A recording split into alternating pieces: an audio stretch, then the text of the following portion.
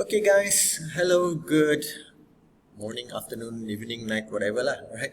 Okay, now I'm gonna share with you guys a bit about Turnitin and how we make it work for you. Okay, now in this video I'm gonna share with you guys some misconceptions and some facts about Turnitin that instructors always have. So now with this sharing session I want to show you how it is supposed to be for Turnitin. Alright, so I'm going to correct the misconceptions. I hope that it will help you to make Turnitin a better thing for you, make it be beneficial to you, and also to make that to ensure that students will benefit from Turnitin as well. Okay, I'm going to share first a few facts about Turnitin. Fact number 1. Turnitin detects plagiarism. This is the biggest misconception that is out there, alright? Turnitin does not detect plagiarism. I repeat, it does not detect plagiarism. It only detects similarities. That's it. It detects similarities between the student's paper with whatever that is in its database. That's it. That's all that it detects. It doesn't do anything else. It is a tool. Right? It's similar to SPSS, similar to Microsoft Word, Office, whatnot. It's a tool. You have to make the judgment. Alright? So what this means is the similarity percentage does not show plagiarized content. It only shows similar content. So if your students write and then you have this one big bar or something like that, right? It doesn't mean that the students plagiarize it. It means that it is similar to something, and you will have to make a judgment based on that. Alright, which comes to my third point.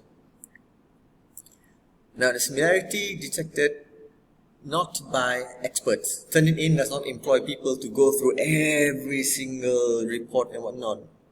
It's impossible. So they just go through software and algorithms. So the software goes through filtering, goes through the similarity. It checks with whatever is in this database. That's why it may take some time for the similarity report to be generated. I once did it for my thesis and it took me a good 4 hours to wait, but that one was like back in 2016, 2015. So yeah, right? No real person is responsible to check this one, right, for Turnitin. Okay, next one. This is very important, guys, for lecturers. You must, I repeat, you must go through the similarity reports to assess suspected plagiarism. You have to assess it. Not assess, sorry. You have to assess it. You have to check. You have to go through. And then the thing is, you know where your student's language is. If, let's say, their language level is very low, and then in the report somewhere it became a Shakespearean masterpiece, so you know there's something wrong there. There's huge disparity between both, so you know there is suspected grounds for plagiarism. But also, even though the whole thing may be copied, but if the students used proper referencing, it will not be plagiarized because they use proper referencing for it. Then it's okay, so you can remove it. Right? Next one. Turnitin works differently in different situations and it is flexible, but only if you let it. Okay, after this I'm going to show you a bit on how to set it up. Alright? About this, I'm going to give a bit of tutorial here. And then the source named in the similarity report may not be the exact one. Take note, because the Turnitin database, even though it is extensive, it covers websites, it covers journals, papers, books. It covers even primary school work, right? Even in Singapore, you have students submitting their assignment, primary school, secondary school students, on Turnitin, right? They will compare it too. But the thing is, it doesn't mean that it's the exact one, because let's say the similarity is 1 bit, right? And then you have a few sources here.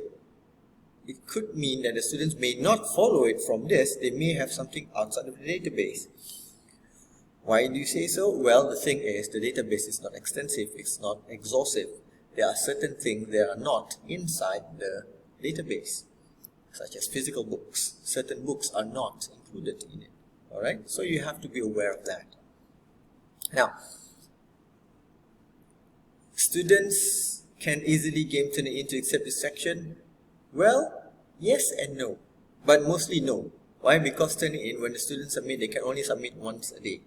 Alright, in the next 24 hours, then they can submit another report. They can only do it once a day.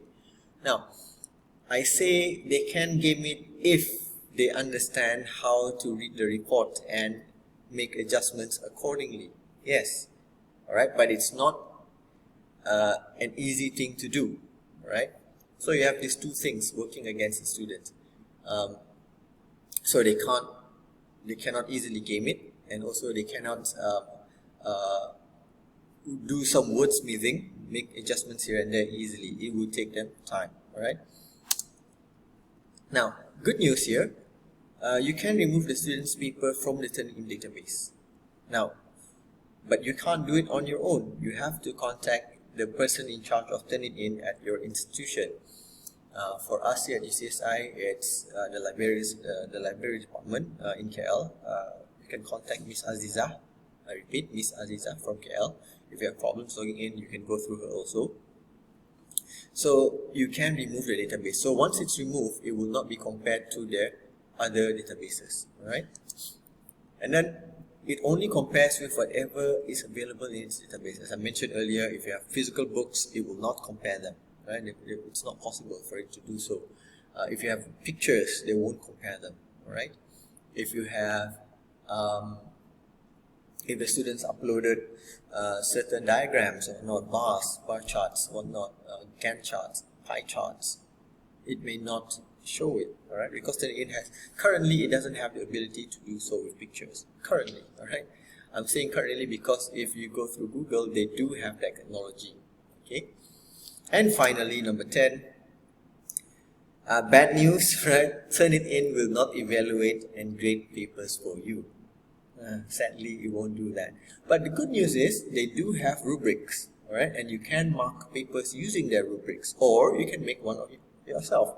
So it's easier for you to do your marking. And to be honest, I prefer marking using Turnitin, and they have quite different options for you, right? They're quite flexible. Okay, so that's the end of the slide, right? I'm gonna share another video teaching you how to use Turnitin properly, right? So that's that, right? So thank you very much.